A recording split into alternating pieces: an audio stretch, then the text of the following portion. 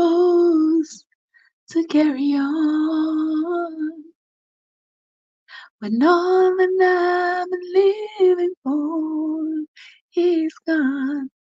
Hi guys, welcome into the live. Oh no, Wednesday. Yeah, welcome into the Wednesday night live, guys. I'm not going to be putting the camera on me. I'm just starting out as such because I know you are like when I see you and you are like to see me. So now that we have seen each other, let us go flip the camera. We're going to talk about why family members like to fight over Deadlef. You always hear family members fighting and killing each other over something that somebody else left after their death. They're fighting for stuff they never worked for. They're fighting for something that essentially doesn't belong to them. And the next thing you know, somebody going to the graveyard, somebody going to the jailhouse over something that don't belong to them. But anyway, AG is in the place. AG, what's up? How you doing? Winsome, what's up? Winsome. Well, now I got work. We are left out the wash over gold people. Them.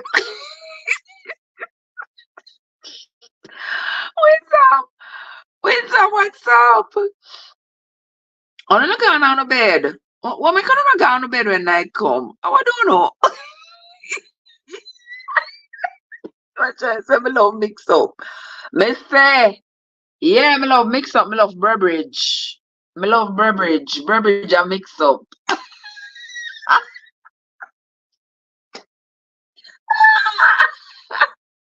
What's up, sister? What's up? How you doing? AG, what's up? What's going on with you? Me never did plan. I don't plan to be looking at you tonight, guys. I am planning to be in the background talking and have you all keeping your eyes on the lovely view. But me can't get it from Uno, not one bit. What is this? AG, everybody else in the live. Wait, my lipstick.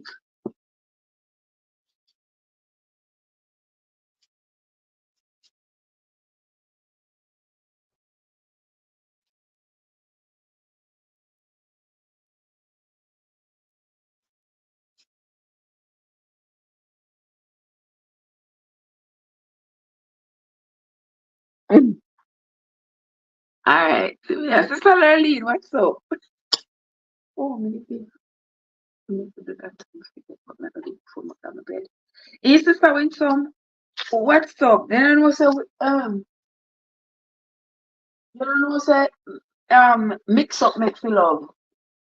So if me not love it, who I gonna love it? Somebody have to love it, Sister Winsome. Somebody got to love it.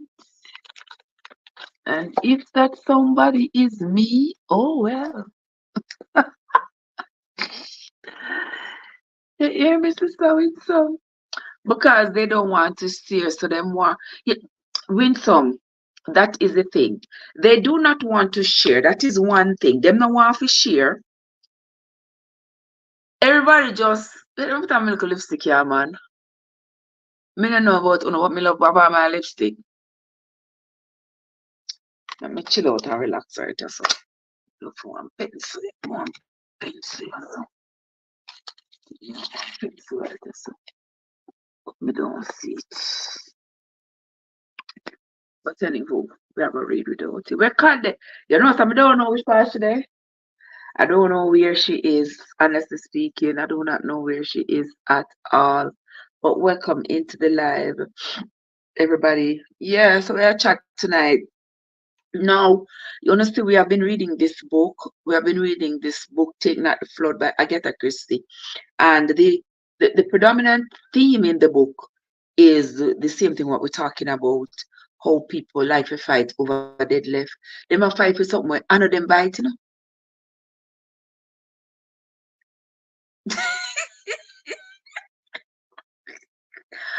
Let's read. Desiree, so I'm put on lipstick and I soon go sleep all the time. Desiree, all the time. And then I brush my teeth and take it off and go sleep and then put it on back in the morning. Yeah, Hey, cause me love my lipstick. Mm. Never really see me without it. Me love it. Me love it. Mm. Yeah.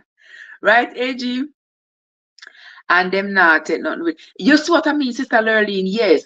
When them dead, them not carry nothing at all with them. But you can't tell them that.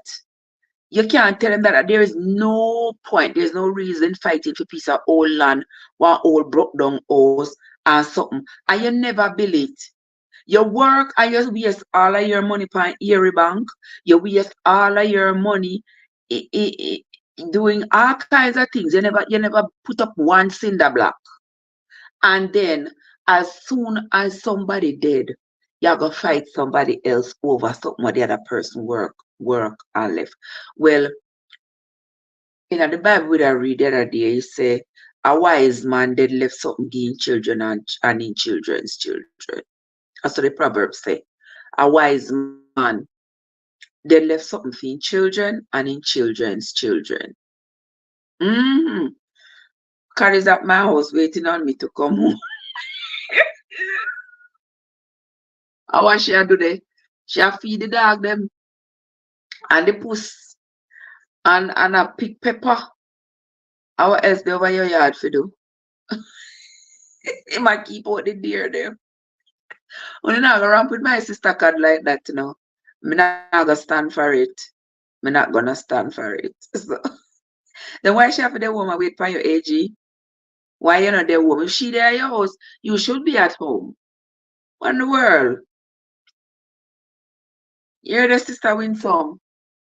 Me Jesus. What happens on me doing it? But anywho, me don't know. God soon say me soon know what me do with myself. For me ever. Don't know what me do with this, don't know what me do with that. And sometimes I don't really know, me don't know what me do with it, you know. But my mind just always I say the word, when me do with this, when me do with this. So it will be like right in my eyes, but because that phrase is stuck on my tongue, yeah, when me do with it, yeah, so me just always say it. And so the thing go. Let me see. What Sister Winsome say? Yes, Sister Winsome, me just come home. Yes, me just come home, ma'am. When me have enough worry about it, it is worrisome to me. Of course it is. When some you see me change the hairstyle, you know, like this one better. Cannot think this one look better, but me think this one look better. Me think this one look more mature. Yeah, me think that one look more mature and look a bit better. But anyway, no matter which one look better, this one I me like. Me love the other one, but me love the other one for like on an evening, like I have an evening dress and I'm going out one evening. Yeah, but like for the professional setting, me kind of like that one here. But that's just me. Just show up with the water. Cutters on at me. What you say, Trev? Make your ears straight when you're not all over the place. When you're not all over the place, I like it more. Which one? Which one you like better? This one? You like this one better than the other one? Jojo, what's up? Jojo, what's up? What you doing? I don't know, so I could have never go to bed and not come see you tonight, you know. I would have mad. And from evening, may I try to do one live. Couldn't do the live. The live wouldn't come on while I was on the street. And as soon as me come in, the live come on. Mr. Look at it. Look on the 8:46 p.m. woman like this. You know, like this style I can see. Me like it. Which one? The other one make me look young. Let me know young. How old your sister when so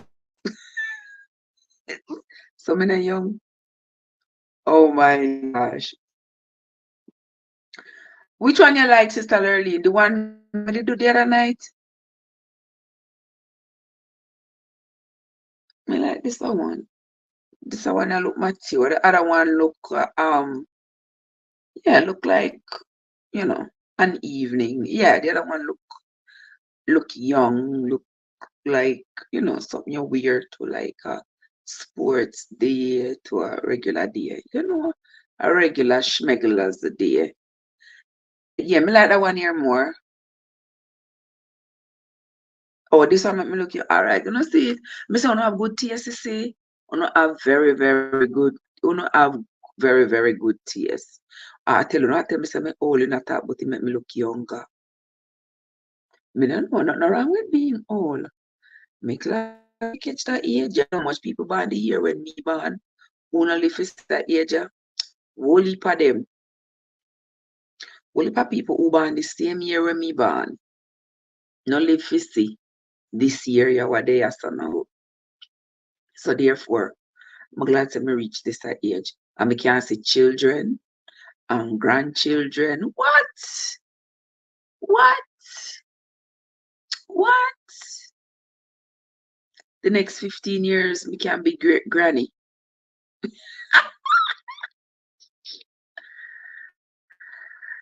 Yeah, Josie said, me don't like nothing, me do is complain. Me love complain. Are you, me love complain too? Me love complain to you, Joseph, because me love your response. That's why I'm I will me no want complain to you. Because me love your response. Trev, are the beauty them a pre. Are that them a pre, you know? But me not even the pre them. You can't see. Can't see what time is it where they now? You're young as all your feet. Yeah, Sister Lurleen say age is just a number. Age is not no number when my hip and knee them start hurt me, sister. Not a thing no go so about age is age is not just no number. Mm-mm. Not when me can stretch up one of my foot and it can't come back down. No, sir. Age is not just what age but why year you back. A man never ask a woman what year she was born. I will want to know, start maths up my age. Wrap it up. Wrap it up. Wrap it up. Okay? Thank you very much. All right. This when she, our this cheese, you know.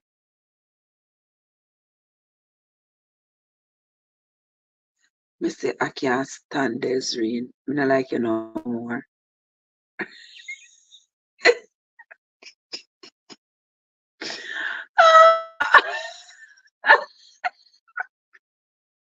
You know, I still love this. Oh my gosh. With some, yeah, with some, you know, they make you backslide here. Don't backslide, sister, win some. You make sure so you stay on the straight and narrow. Because if you follow them people, if you follow Desiree, you backslide. Trev, I've remedy in my yes, I've remedy in my garden for everything. Mm-hmm. I have eggplants and cucumbers and yeah, I have a lot of things in my garden. Remedy for everything. Me say me have one slippers, so me say the slippers. See. Look on it. Me say the slippers just nice and comfortable, so nice and comfortable.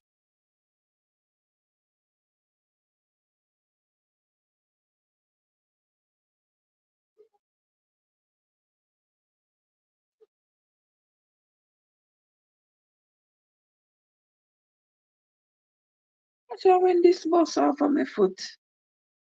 Where? Watch it. Me look down and she said the bracelet bust, you know. Then you buy them cheap sit there, see brother. Anytime you buy them cheap sit, you can't expect them to bust up and broke up and mash up in a no time. You know, better you spend the money. You better you spend the money, you know, and buy the sitting where worth it. They buy cheap sitting. You run the risk. But not all on there, people.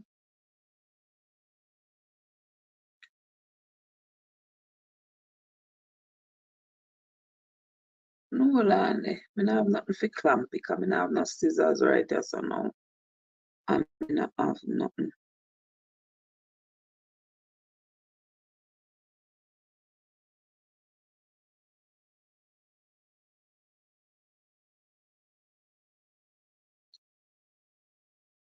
Let me see what else today.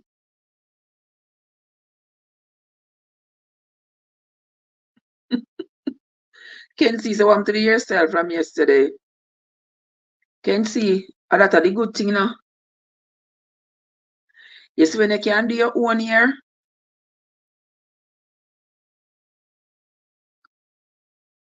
You see the good thing you can see when you can do your own hair and change the style in an instant.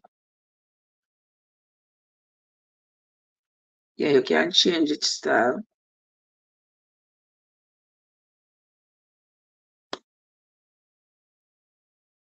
Alright, that's better.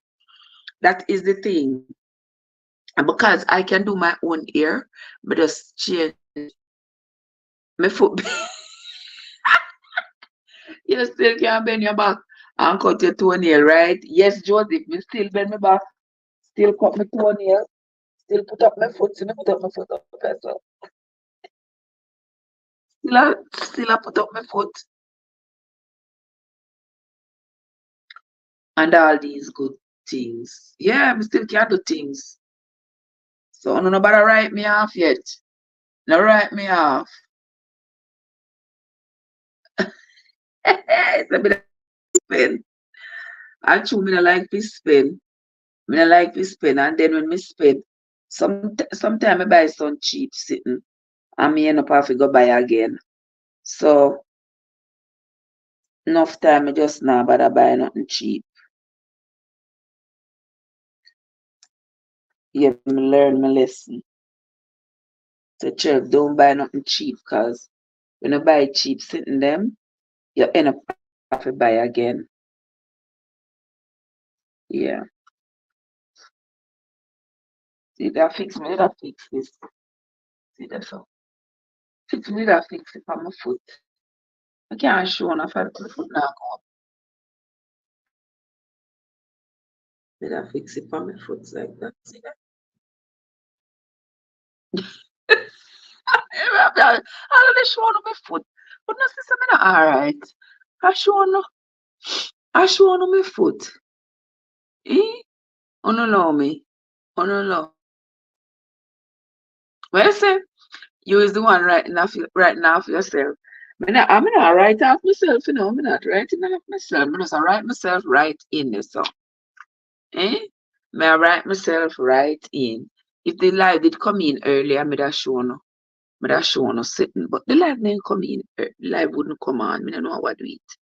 Me hope say tomorrow it act like a bit better. Me hope say tomorrow it act like a bit better. But me I go show no something.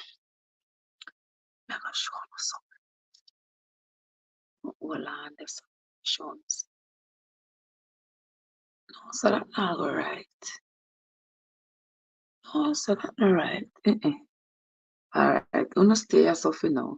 Uno stay right as I have now. Uno stay right as I have now. Make me no go and chat. Uno know say me I read the book I read though, and we don't want to stop read the book, right? We okay.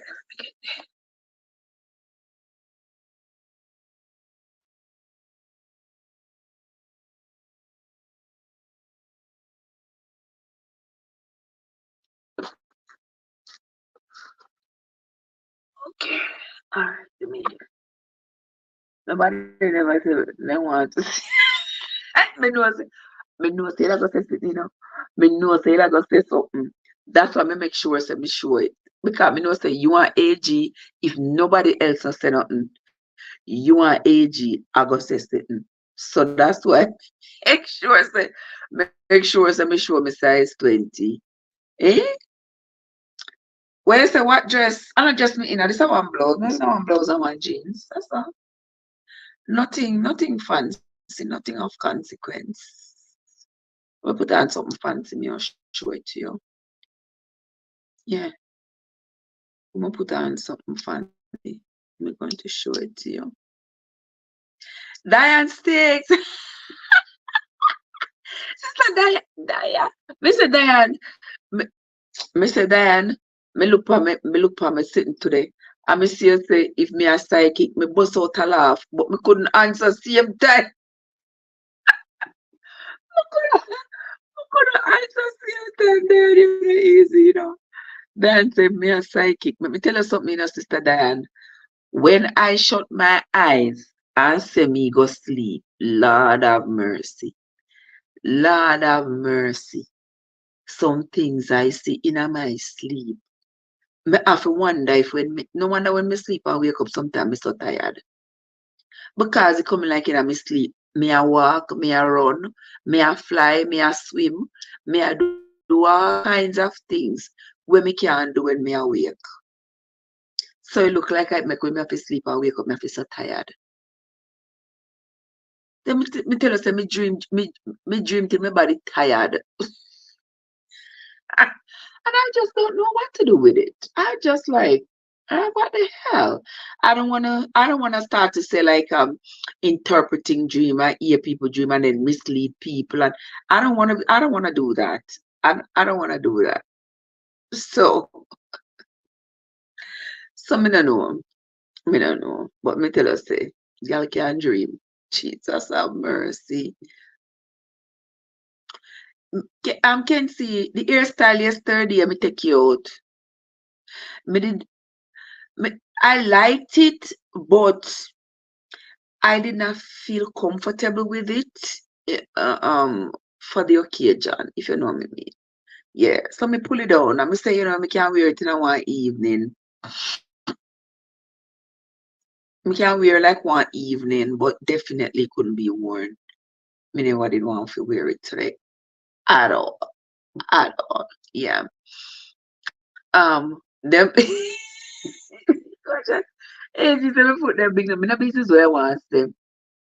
Yes, that Mr. Diana, one nice little cheap sandal. It's cheap but it's nice. Just push my foot in it and it look decorated for my foot. And it look alright. I like it. I like it. It's nice. And it fit my size 20. It fit my size 20 just fine. The other one too big, Joseph.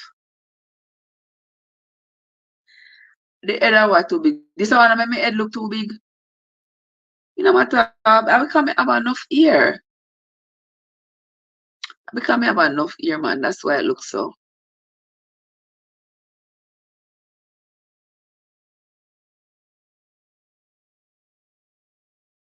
Okay.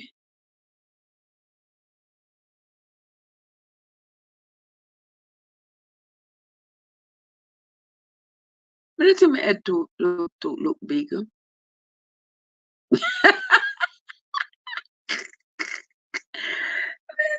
look slippers nice too, Desiree. Nice little slippers.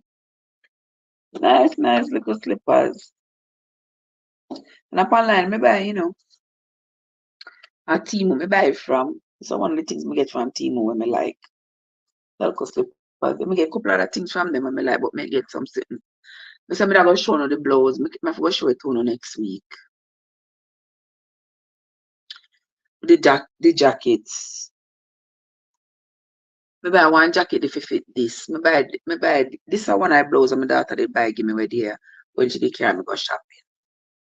Got a nice little blouse. Yeah, me buy one color jacket almost like this to match it from Timo. No, sir. Not a Jesus Christ all. Not at all. Uh-uh. Make me say all that time me spend and put in the ear do can see and then me turn on and take it back out. Yeah. If me did have to go a year just have to go take it back out, it wouldn't take out all now. Me wouldn't get it done. But that are the good thing when you can do. You have two hand and nothing you have. You can use your two hands and do what you gotta do for yourself.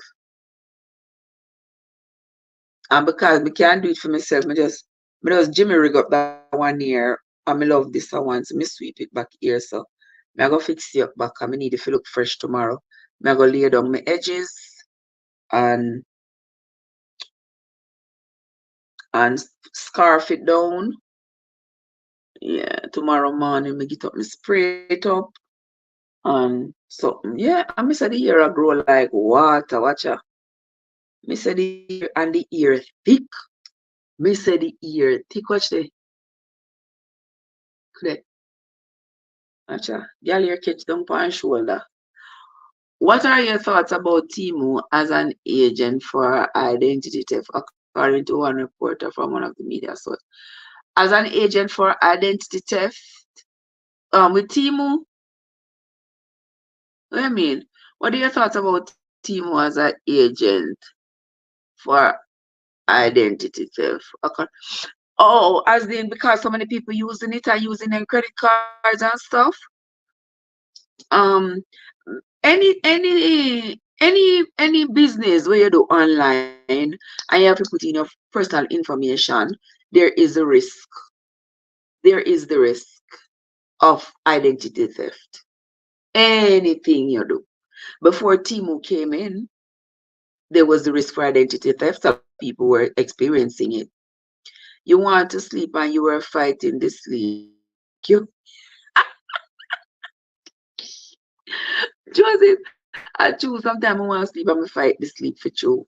Sometimes I want to sleep and I fight the sleep. I'm thirsty. I want to go water. I forgot to say so.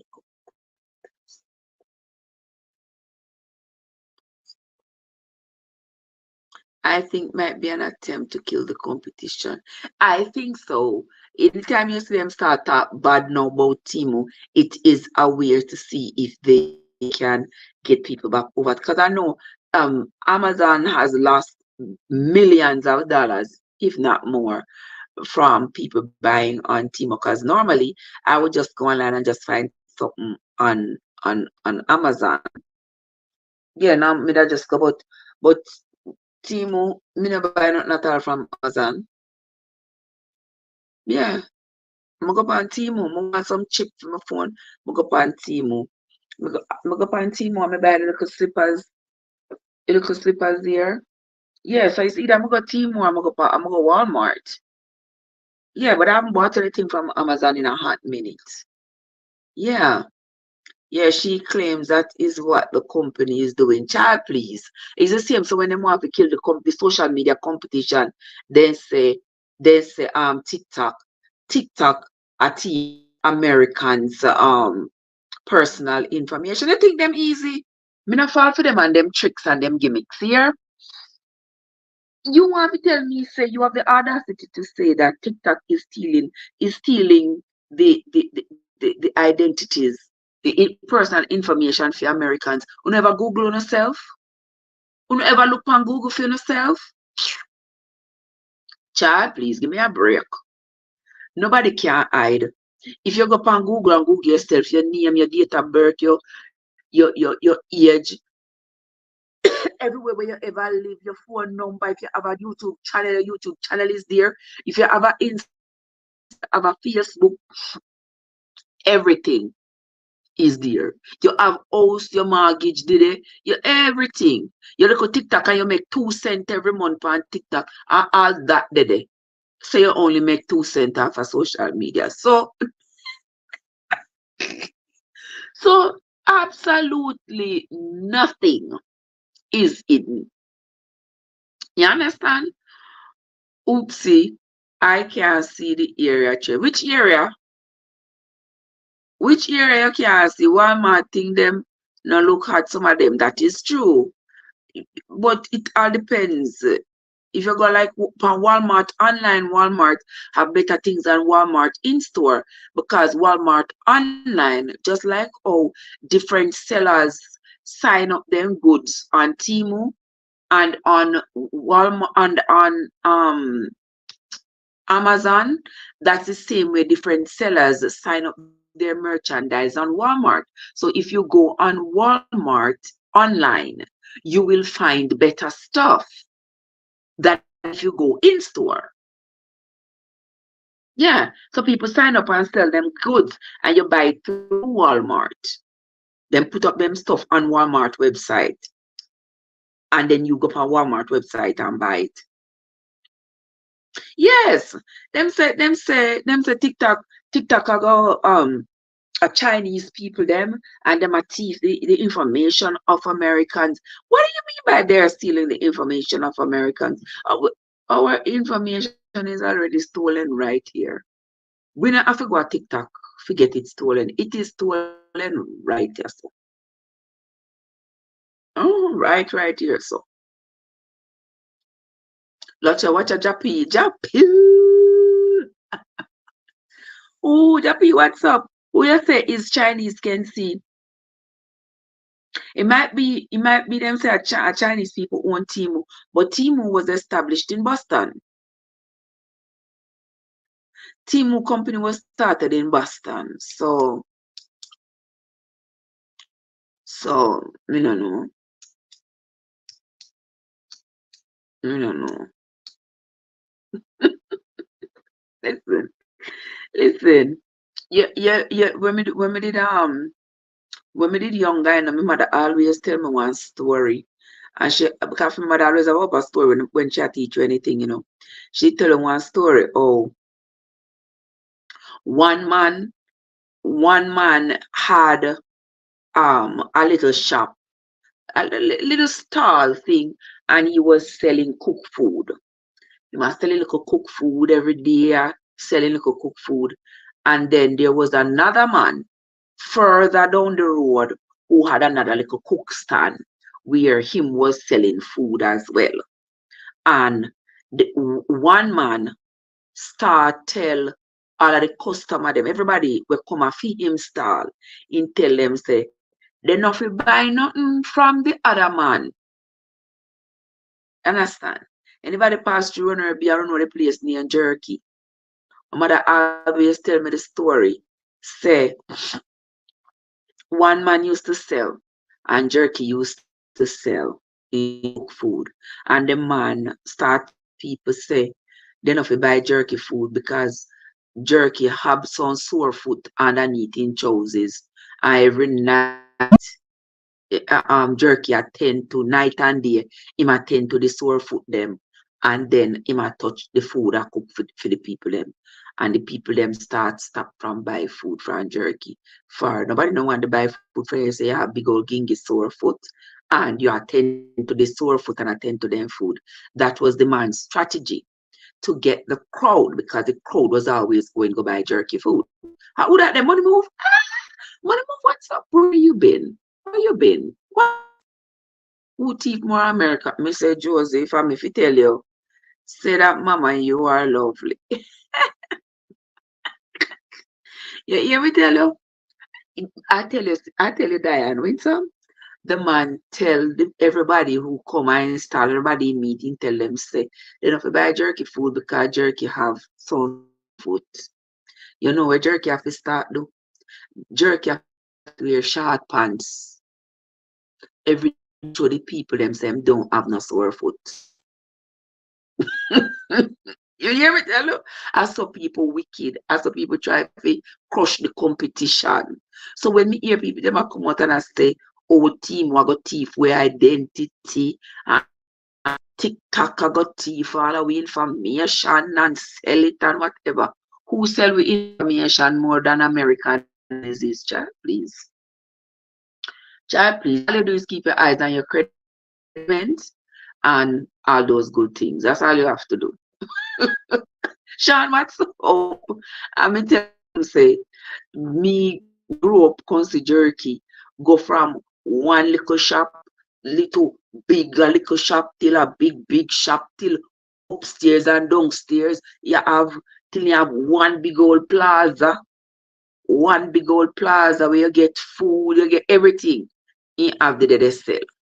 You understand me? And in there, he left a good piece of a wealth for him pitney them. And without them under there, I don't know when they. You understand? All wickedness. Every wickedness will no come, uno shall get no pay. I don't know where that man disappeared to. We try to sabotage Jerky, but Jerky left a nice piece of wealth down there. Thing can inherit. Okay? Yes, when some mankind wicked. Me don't know why it name mankind. I don't name man mean. Because the way them wicked, them me don't know why them name mankind. Yeah, that's truth. It is the truth. That's how people wicked. When me hear them out there talk bad about team one, I ain't paying them no mind. Me not pay them no mind. Mm-mm. Not one bit.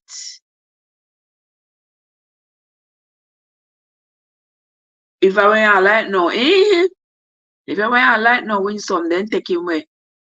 Then take him away and you go find him skin up somewhere. Or skin up or skin out. Me don't know. And yes, it's like, I don't know, that's the story. I choose to. Who is the announcing of the story? The listener or the teller? Which one? Talk to me. Talk to me, Kenzie. Who is the Anansi in the story? Hmm? The listener or the teller?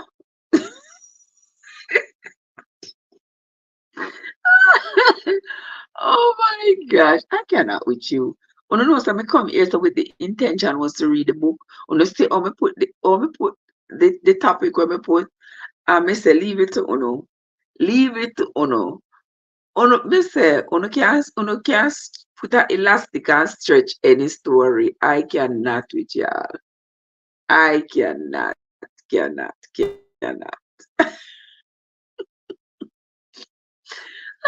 Welcome into the live, guys. Never miss me yesterday. Don't forget to hit the like button and share out the stream and invite your friends to come over. Also, when times I look like Kenzie Young, which part I'm young? Which part I'm young? No, what part I'm not young. I don't know why Kenzie has start me and I start me surroundings. Why do you cannot find? What me can't find? Me can't find the book. Me I go find the book then on one day or the other. One day or the other, me I go find the book. And my mind tell me say me left the book in Miami. God no. My mind tell me say me left the book in Miami. Because I remember carrying the book in Miami with the intention of starting to read the book down there. And I never start read the book. So my mind, I know me can't find the book. Me know my mind tell me say the book that Miami. So it's just not that I say because of evildoers. Now be thou envious for the workers of iniquity because they are soon cut down. Anyway, the book there, I make it on right there. Until some other time when me see. And this morning me beat on a tweet, Me beat on a tweet this morning because me read the Bible this morning about what 2 o'clock, 2:30 or so.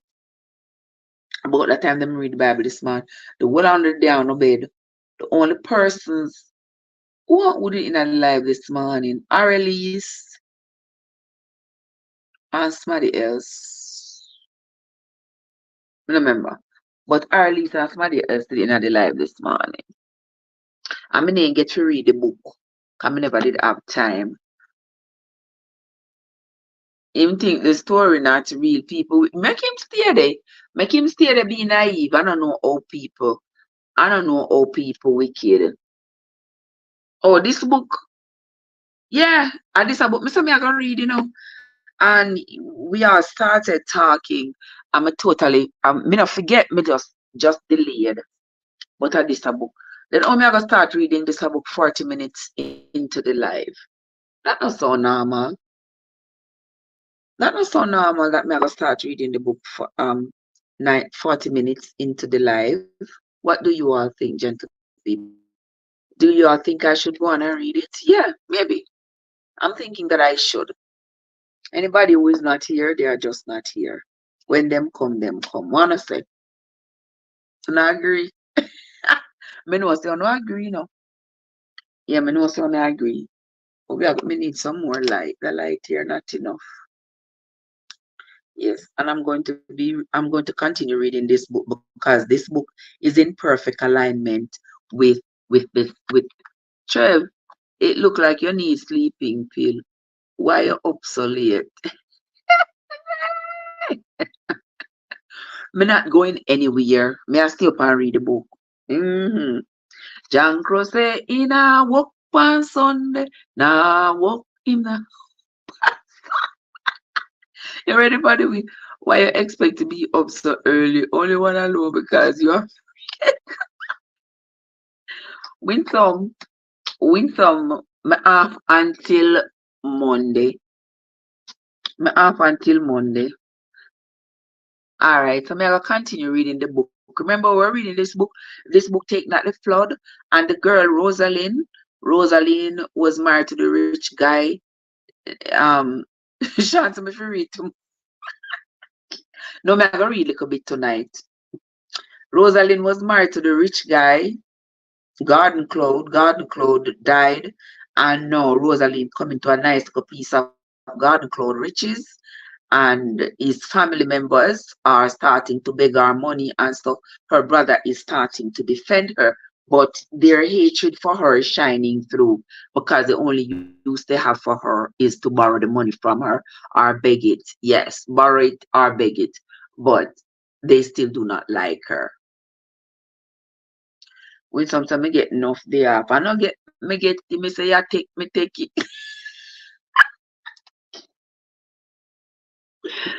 Taken at the Flood by Agatha Christie. We are on to chapter 9.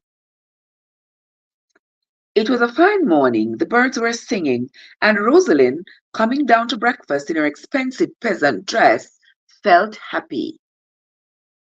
The doubts and fears that had lately oppressed her seemed to have faded away. David was in a good temper, laughing and teasing her.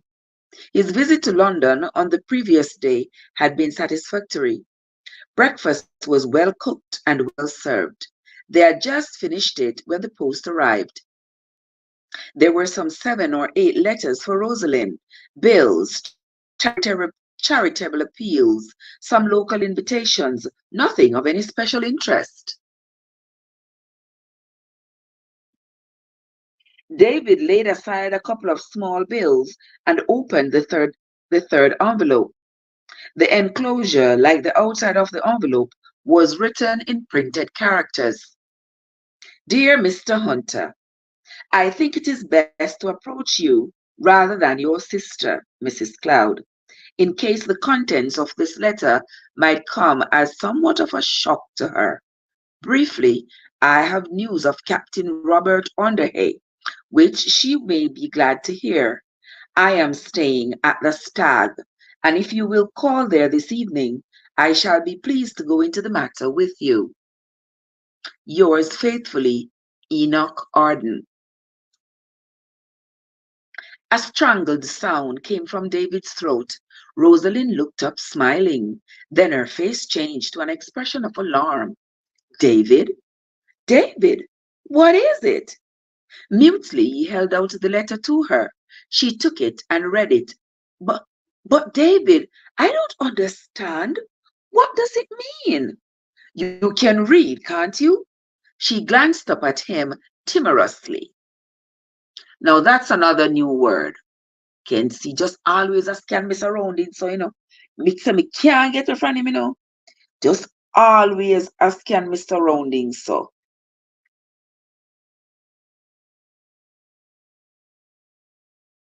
Let me see this word timorously. Showing or suffering from nervousness, fear, or lack of confidence. All right. So now that we know the meaning of that word, she glanced up at him nervously. That is timorously. David, does it mean what are we going to do? He was frowning, planning rapidly in his quick far-seeing mind. It's all right, Rosaleen. No need to be worried. I'll deal with it. But does it mean that don't worry, my dear. Don't worry, my dear girl. Leave it to me. Listen, this is what you have got to do. Pack a bag at once and go up to London. Go to the flat and stay there until you hear from me. Do you understand? Yes, yes, of course I understand. But David, just do as I say, Rosalind. He smiled at her. He was kindly reassuring. Go and pack. I'll drive you to the station. You can catch the 10:32. Tell the porter at the flats that you don't want to see anyone. If anyone calls and asks for you, he's to say you are out of town.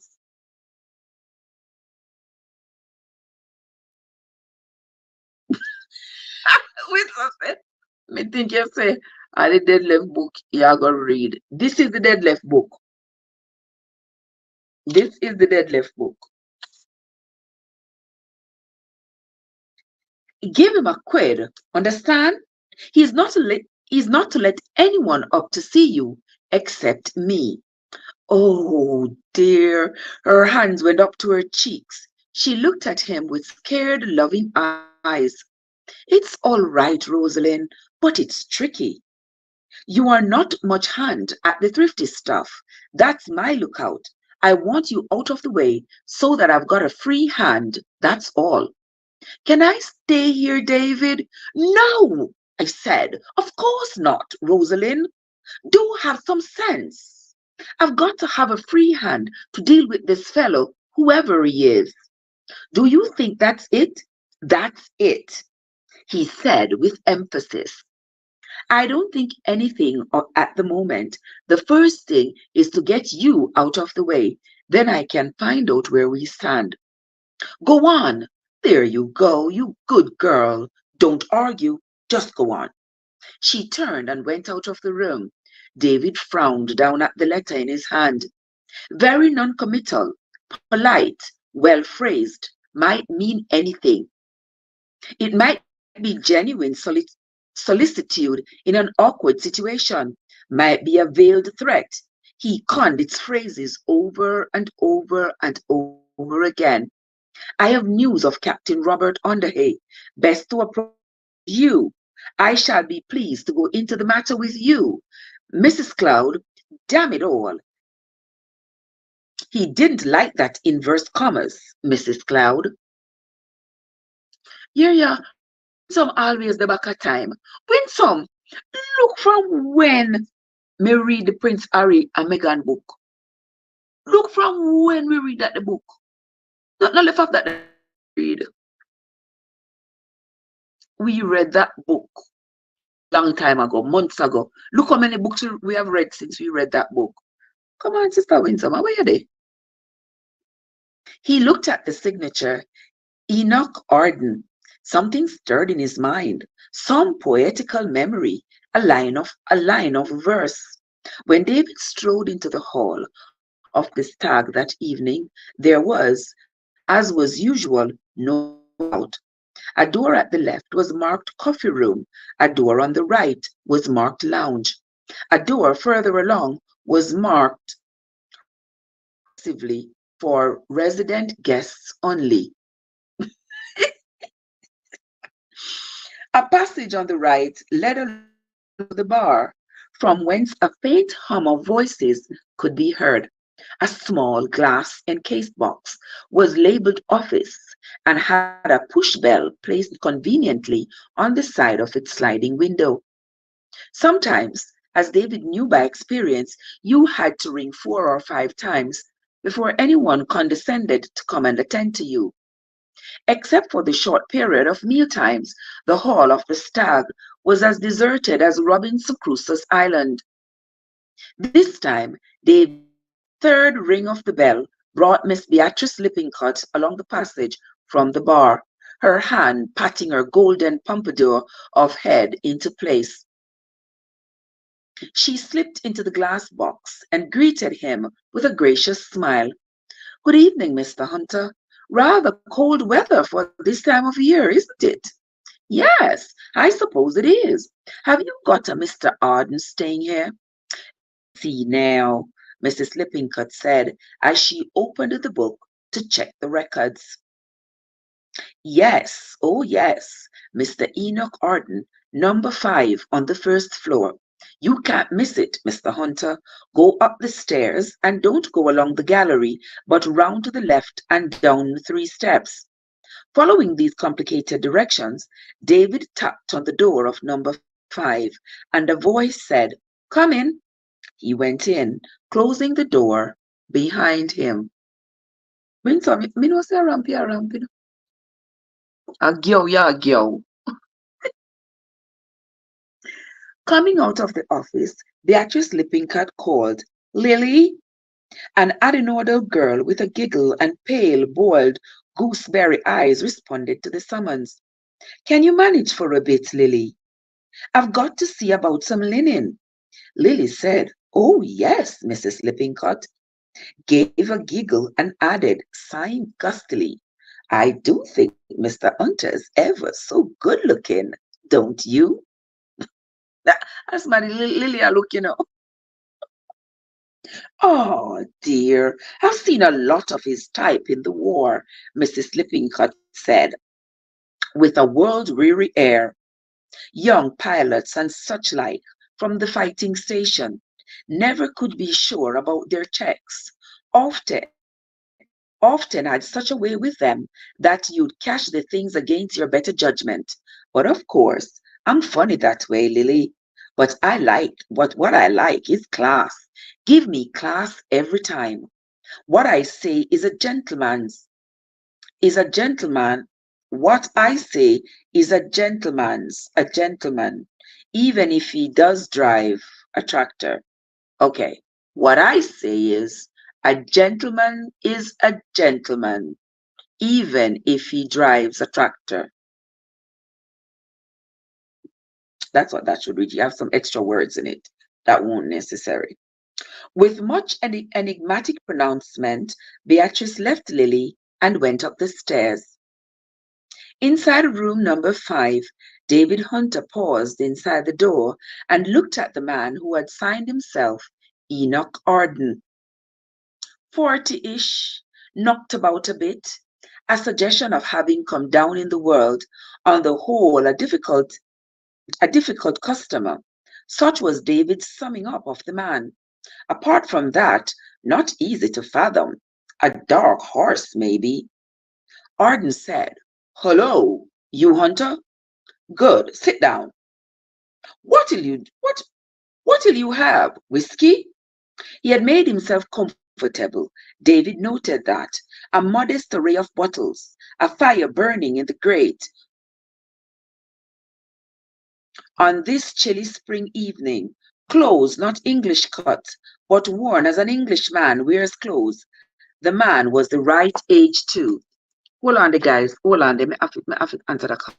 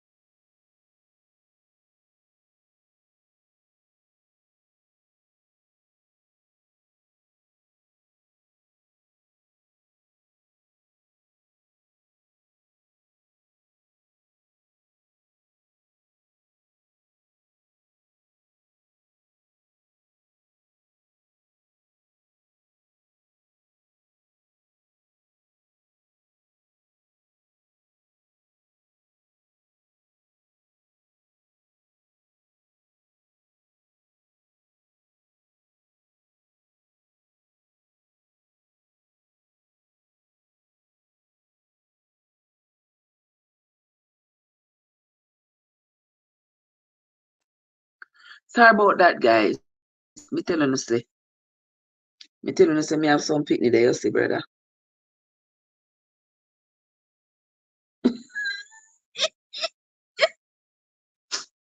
Mighty God. Cho. Yes, there's me. Me did cut off the sound because my daughter ever have an emergency. Always. And he call me first. Before he call 911. Before he call 911, you better call me first. All right, let us continue. How many did they? Where I was. Cho.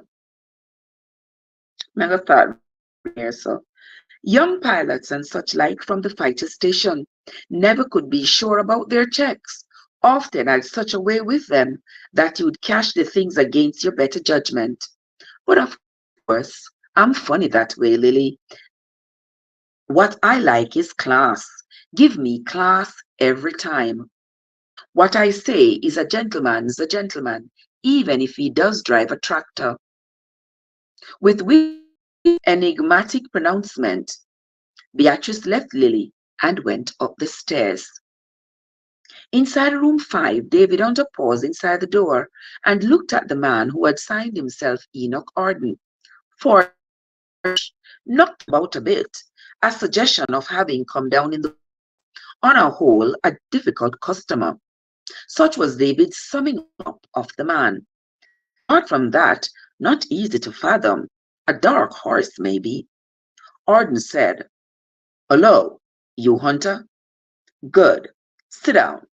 What'll you have? Whiskey?" He had made himself comfortable. David noted that. Modest array of bottles, a fire burning in the grate on this chilly spring evening, clothes not English cut, but worn as an Englishman wears clothes. The man was the right age too. "Thanks," David said. "I'll have a spot of whiskey." "Say when." "When? Not too much soda." Little like dogs maneuvering for circling round and round each other, backs stiff, hackles up, ready to be friendly or ready to snarl and snap. "Cheerio," said Arden. "Yo, that's so like two little pitney." They set their glasses down, relaxed a little bit. Round 1 was over. The man who called himself Enoch Arden said, "You were surprised to get my letter?" "Frankly," said David, "I don't understand it at all." No, no, no, no, no. "Well, perhaps not," David said. "Understand you knew my sister's first husband, Robert Underhay." "Yes, I knew Robert very, very well." Arden was smiling, blowing clouds of smoke idly up in the air. "As well, perhaps, as anyone could know him. You never met him, did you, Hunter?" "No." "Oh, perhaps that's as well." "What do you mean by that?" David asked sharply. Arden said easily, "My dear fellow, it makes everything simpler, that's all. I apologize for asking you to come here, but I did think it was best to keep," he paused, "Rosaleen out of it all. No need to give her unnecessary pain. Do you mind coming to the point?" Of course, of course." "Well, now, did you ever suspect, how shall we say this, that there was anything, well, fishy about Underhay's death?" What on earth do you mean?" "Well, Underhay had rather peculiar ideas, you know. It may have been chivalry. It may just possibly have been for quite a different reason. But let's say that at a particular moment some years ago, there were certain advantages to Underhay in being considered dead. He was good at managing natives, always had been. No trouble to him to get a probable story circulated with an amount of collaborative detail. All Underhay had to do was to turn up about 1,000 miles away with a new name. It seems a most fantastic supposition to me, said David. Does it? Does it really? Arden smiled. He leaned forward, tapped David on the knee. Suppose it's true, Hunter. Hey, suppose it's true. I should require very definite proof of it. Would you? Well, of course. There's one super definite proof. Underhay himself could turn up here in Wormsleyvale. How would you like that for proof? It would be least it would at least be conclusive, said David dryly. Oh yes, conclusive indeed, but just a little embarrassing for Mrs. Gordon Cloud. I mean, because then, of course, she wouldn't be Mrs. Gordon Cloud. Awkward, isn't it? You must admit, just a little bit awkward. Wanna hear that what's going on there? So here this man, Arden, is saying that Rosaleen's first husband. Now you remember in previous chapters, Rosaleen's first husband, Robert Underhay, supposedly died in Africa. So here this man is bringing up a possibility that Underhay is really not dead. He probably has chosen to disappear. Now, here is where the plot thickens. If Underhay is really not dead, but has chosen to disappear himself, and Rosaleen has gone on and married to Gordon Cloud, then that would make her marriage to Gordon Cloud invalid. And that would make it that she is not entitled to his riches. So that would be in favor of the other Clouds. OMG. My sister, David said, remarried in perfectly good faith. Of course she did, my dear fellow. Of course she did. I'm not disputing that for 1 second. Any judge would say the same. No actual blame could attach to her. Judge, said David sharply. The others said, as though apologetically, I was thinking of bigamy. Just what are you driving at? Asked David savagely. Now don't get excited, old boy. We just want to put our heads together and see what's best to be done. Best for your sister. That's to say, nobody wants a lot of dirty publicity. Underhay, well, Underhay was always a chivalrous kind of chap. Arden paused. He still is. Still is, David said sharply. That's what I said. You say Robert Underhay is alive? Where is he now? Arden leaned forward. His voice became confidential. Do you really want to know, Hunter? Wouldn't it be better if you don't know? Put it that way, as far as you know, and as far as Rosaleen knows, Underhay died in Africa. Very good. And if Underhay is alive, he doesn't know that his wife has remarried. He hasn't the least idea about it. Because, of course, if he did know, he would have to come forward. Rosaleen, you see, has inherited a good deal of money from her second husband. But if he never was her husband, well, then, of course, she isn't entitled to any of that money. See the same thing I just said? Underhay, Underhay is a man with a very sensitive sense of humor. He wouldn't like his inheriting money. He wouldn't like her inheriting money under false pretenses. He paused.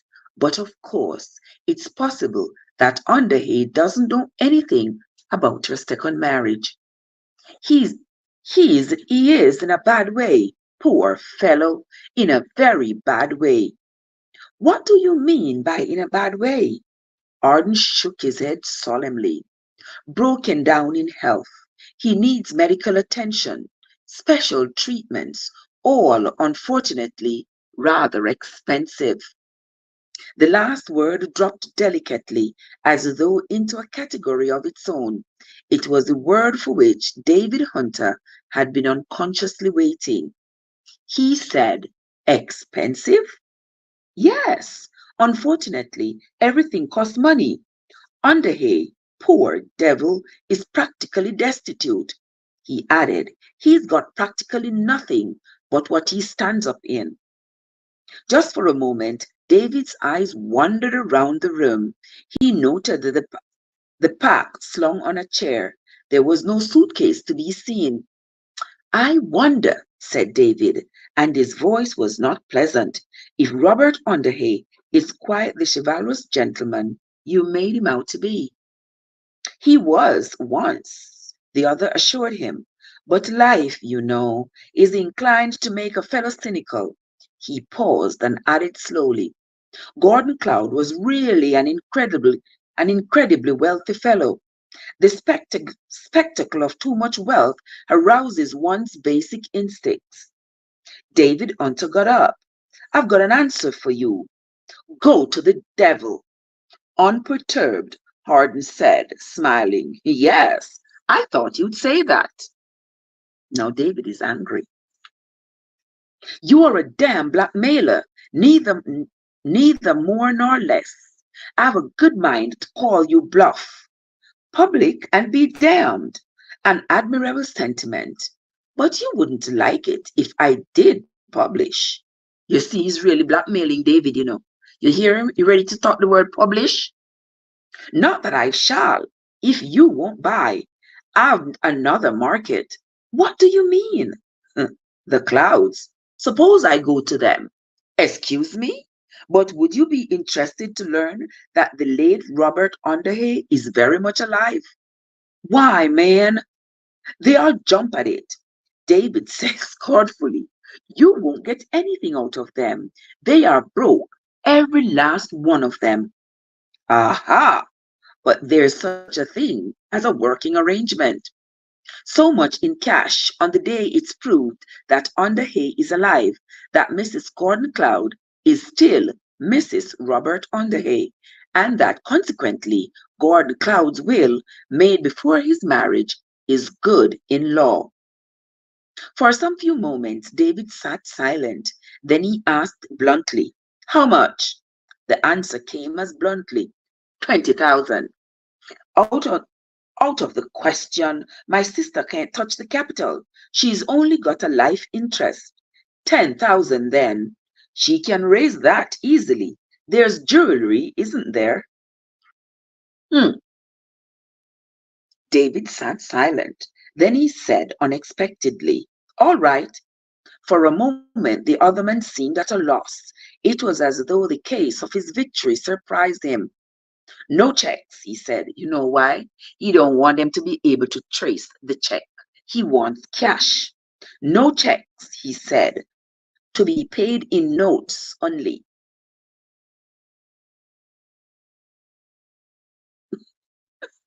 Listen, when some stop take call for life. When sometimes when me dey on the live, you know, some calls me not take. But just when time I see my children, them a call me. Especially one daughter me have there. Anytime I see she a call me, I have to answer. I have to answer. I don't care when me in the middle of or what me doing. When she call me, I have to answer. Cause I goodly something. I always something. Osh sister win some. Osh man. Osh. I mean never dey expect her to call me this hours. Osh. Worry not. You'll have to, because when you break the chain of thought and then to start again, I understand, Sister Winsome, I know. You'll have to give us time to get a hold of so much money. I'll give you 48 hours. Make it next Tuesday. Oh my God. All right then. All right. You'll bring the money here, he added before David could speak. I'm not meeting you at a lonely copse. Or a deserted riverbank. So don't think so. You'll bring the money here, right here to the stag at 9 o'clock next Tuesday morning. Suspicious sort of chap, aren't you? I know my way around, and I know your kind. As you said then. David went out of the room and down the stairs. His face was black with rage. Beatrice Lippincott came out of the room marked number 4. There was a communicating door between 4 and 5, though the fact could hardly be noted by an occupant in 5, since a wardrobe stood upright in front of it. Mrs. Lippincot's cheeks were pink and her eyes bright with pleasurable excitement. She smoothed back her pompadour of hair with an agitated hand. I wonder if Miss Lippincott is in on the trick. I wonder if Miss Lippincott, because that sounds like straight blackmailing to me. What y'all think? I think that is straight blackmailing. That Arden guy, I believe right now that Miss Lippincott probably set him up. You don't think so? I think Miss Lippincott set him up so that they can get some money out of Rosaleen and David and give that money, share that money between them and the clouds. What do you think? Not so? That's what me think. That's what I think. Because how come where this man come from that all of a sudden he is going to know that Underhay, that Robert Underhay is not dead. And since Robert Underhay is not dead, that means Rosaleen's second marriage would be invalid. Oh, this man knows so much. Where this man come from? Because remember, David don't know the man, you know. David don't know the man, Rosaleen don't know the man. So I think it is a plot. But we are going to continue reading because the plot thickens. Chapter 10. Shepherd's Court, Mayfair, a very large block of luxury service flats. Unharmed by the ravages of enemy action, they had nevertheless been unable to keep up quite like pre-war standard of ease. There was service still, although not very good service. Where there had been 2 uniform porters, there was now only 1. The restaurant still served meals, but except for breakfast, meals were not sent up to the apartment. The flat rented by Mrs. Gordon Cloud was on the 3rd floor. It consisted of a sitting room with a built-in cocktail bar, 2 bedrooms with built-in cupboards, and a superbly appointed bathroom, gleaming with tiles and chromium. In the sitting room, David Hunter was striding up and down, whilst Rosaleen sat on a big square-ended settee, watching him. She looked pale and frightened. Blackmail, he muttered. Blackmail. My God, am I the kind of man to let myself be blackmailed? She shook her head, bewildered and troubled. If I knew, David was saying, if I only knew. From Rosaleen, there came a small, miserable sob. He went on, it's this working in the dark, working blindfolded. He wheeled round suddenly. You took those emeralds round to Bond Street, didn't you? Yes. How much? Rosaleen's voice was stricken as she said, 4,000. Oh my God.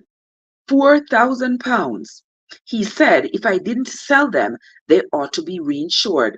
Yes, that is really blackmail, you know. So now the little jewelry that Rosaleen has inherited, now she's going about selling the jewelry so that she can get the money to pay this guy, so that this guy does not reveal that her first husband is still alive. I think the guy is blackmailing them. I don't think that man is alive. Because you won't tell me Rosaleen was with that man down there in Africa and she didn't see him die. Really? Yes. Precious stones have doubled in value. Oh, well, we can raise the money. But if we do, it's only the beginning. It means being bled to death. Bled, Rosaleen. Bled white. Rosaleen cried. And she cried. And she cried some more. Oh, let's leave London. Let's get away. Couldn't we go to Ireland, America, somewhere? He turned and looked at her.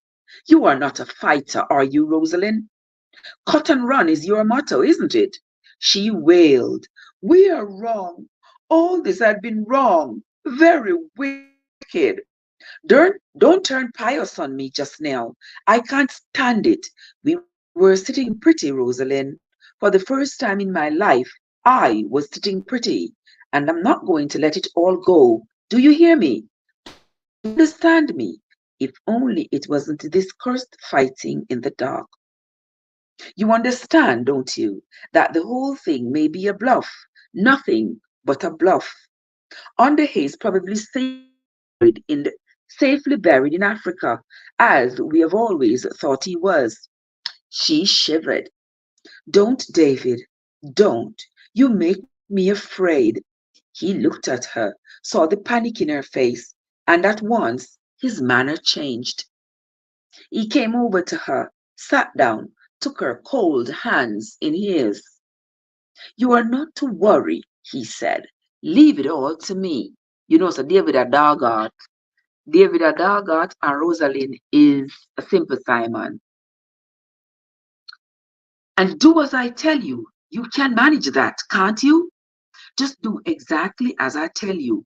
I always do, David. He laughed. Yes, you always do. We'll snap out of this. Never, never you fear. I'll find a way of scotching. I'll find a way of scotching Mr. Enoch Arden. I wonder if David planning to analyze him. I wonder. You know that David not easy, no? Wasn't there a poem, David? Something about a man coming back? Yes. He cut her short. That's just what worries me. But I'll get to the bottom of things. Never you fear, she said. It's Tuesday night, you. Make time to make some money. He nodded. 5,000. I'll tell him I can't raise the rest all at once, but I must stop him going to the clouds. Hmm. I think that was only a threat, but I can't be sure. He stopped. His eyes became dreamy, far away. Behind them, his mind worked, wondering and rejecting possibilities.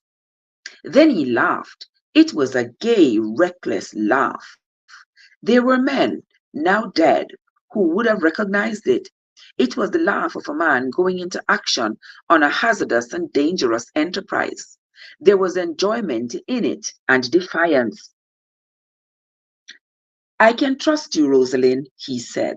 Thank goodness I can trust you absolutely. Trust me?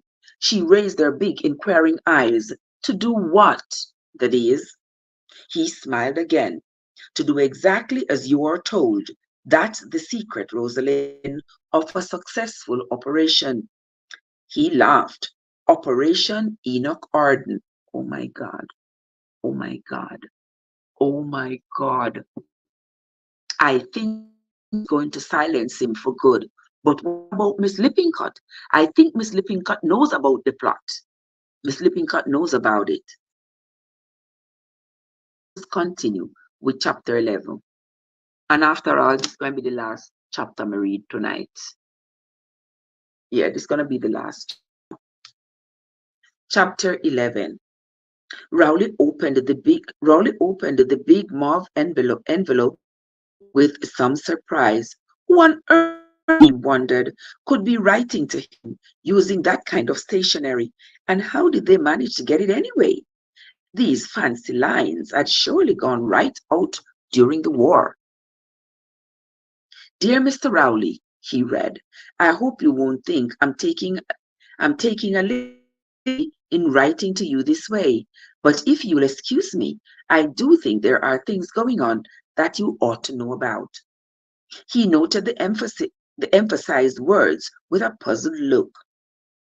Arising out of our arising out of our conversation the other evening when you came in asking about a certain person. If you could call in at the stag, I'd be very glad to tell you all about it.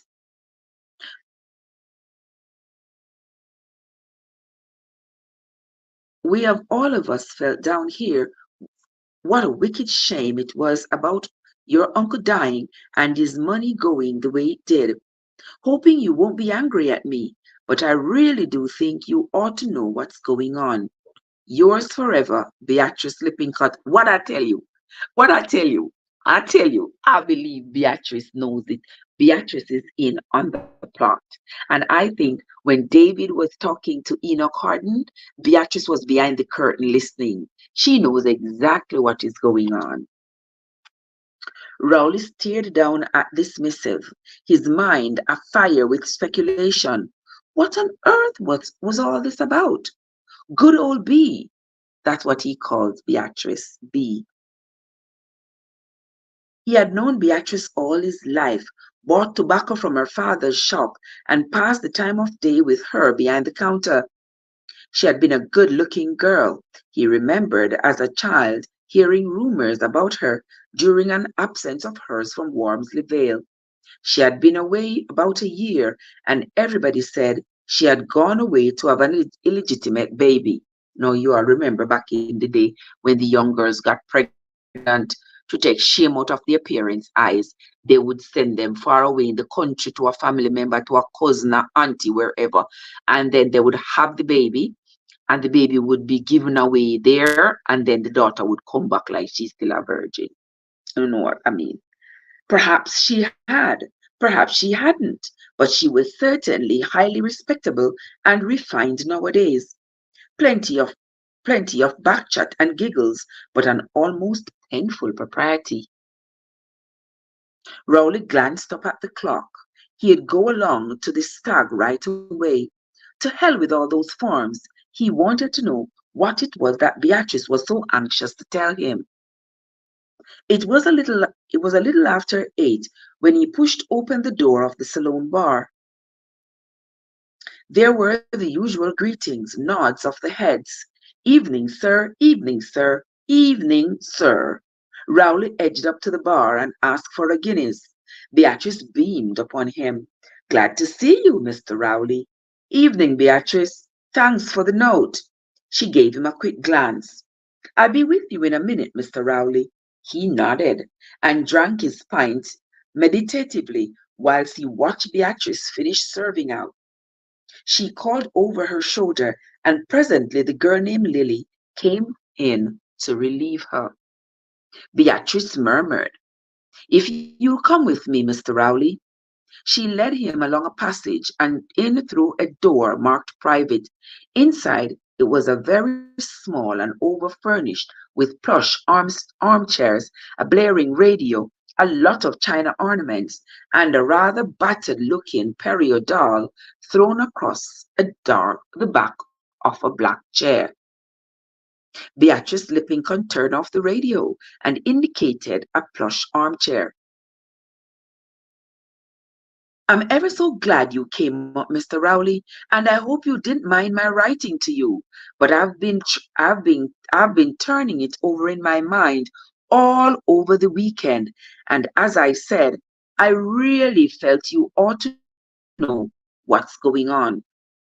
She was looking happy and important, clearly pleased with herself. Rowley asked with mild curiosity, What is going on? Well, Mr. Rowley, you know the gentleman who is staying here, Mr. Arden, the one you came and asked about? Yes. It was the very next evening Mr. Hunter came along and asked for him. Mr. Hunter? Rowley sat up in Rowley sat up interestingly. Yes, Mr. Rowley, number 5, I said, and Mr. Hunter nodded and went straight up. I was surprised, I must say, for this Mr. Harden hadn't said he knew anyone in Wormsley Vale, and I kind of taken it for granted that he was a stranger here and didn't know anyone in the place. Very out of temper, Mr. Hunter looked. I told them not know how David angry, as though something had happened to upset him, but of course I didn't make anything of it then. She paused her breath. Rowley said nothing, just listened. He never hurried people. If they liked to take their time, It suited him. And if they wanted to go faster, that suited him as well. Beatrice continued with dignity. It was just a little later I had occasion to go up to number 4 to see to the towels and the bed linen. That's next door to number 5. And as it happens there's a communicating door. Not that you'd know it from number 5, because the big cupboard there stands right across it, so that you wouldn't know there was a door. So you remember when the man named Arden was talking to David? You remember, as soon as David stepped out of the room, out of number 5, he saw Beatrice coming out of number 4. I hope you all remember that. So that means Beatrice was eavesdropping. Beatrice heard the conversation, and now she is telling the whole conversation to Rowley. Carrigo Brincombe. Of course, it's always kept shut, but as it happens this time, it was just a little bit ajar. Though who opened it, I have no idea, I'm sure. Again, Raleigh said nothing, but just nodded his head. Beatrice, he thought, had opened it. She had been curious and had gone up deliberately to number 4 to find out what she could. Yes, she had her nose herself. And so you see, Mr. Rowley, I couldn't help hearing what was going on. Really, you could have knocked me over with a feather. A pretty substantial feather, thought Rowley, would be needed. He listened with an impassive, although bovine face, to Beatrice's succinct account of the conversation she had overheard. When she had finished, she waited expectantly. It was fully a couple of minutes before Rowley came out of his trance. Then he got up. "Thanks, Beatrice," he said. "Thanks a lot." And with that, he went straight out of the room. Beatrice felt somewhat deflated. She really did think, she said to herself, that Mr. Rowley might have said something. That, that is the end of the reading for tonight. Sister Winnie, how are you doing? That is the end of the reading for tonight, guys. You see, the story is taking us round and around, a lot of plots and twists and plots there. When we come back next time tomorrow to read the rest of the story, we will hear what Rowley and Miss Lippincott are plotting, what David is planning to do about the information that Enoch Harden has provided to him. And when everybody tells their story, they're going to be hell and powder house in there, because poor Rosaleen is the one I'm sorry for. Poor Rosaleen. But that is it, guys. That is the end of the story for tonight. When we come back tomorrow, we're going to move right into chapter 12. Yeah, we're going to move right into chapter 12 when we come back. When we come back tomorrow morning, after we have done our Bible study. All right, guys? That's it for tonight. That's going to be it for tonight, because right now sleep box me down left and right. So, and as much as I want to stay here with y'all guys, we really and truly have to go sleep. Yeah, I have a long day ahead of me tomorrow, so I have to go take a shower and go sleep. All right. So I will see you all. I will see you all tomorrow. All right. So go ahead and have yourselves a good night, guys. Thanks everybody who came into the live. If you didn't hit the like button coming in, don't forget to hit the like button going out. Sister Winnie, Desiree, Winsome, Joseph, AG, who else was here? Sister Winsome, Diane from Diane State, Joseph, Shana Manizzle, Madizzle, Kenzie, um, And everybody else who came into the live, guys, if you didn't hit the like button coming in, hit it on your way out. And I want to say thanks again. Nobody never tell you they want to see us size. Don't worry yourself, Josie. That size 20, you go in your head. Don't worry yourself. Oh my God. Me not stick on tonight and I wonder where she dey. All right, Sister Desiree and Sister Winnie. Have yourselves a great everybody, and I will see you all in the morning. Until next time, guys, this is Trev from Trevessence, where your journey matters. Have yourselves a good night, guys. I will see you all tomorrow. Saniki, hope me hear the rest. You hope to hear the rest. Yes, I hope you come tomorrow morning.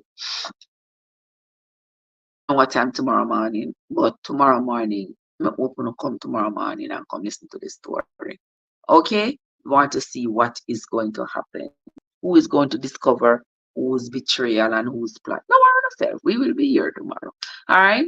All right, guys. So good night. Have yourselves a great night, everybody. And I will see you all in the morning. I wonder if you leave up one silent live. One of you better leave one silent live while I'm go sleep, yeah, man. Yeah.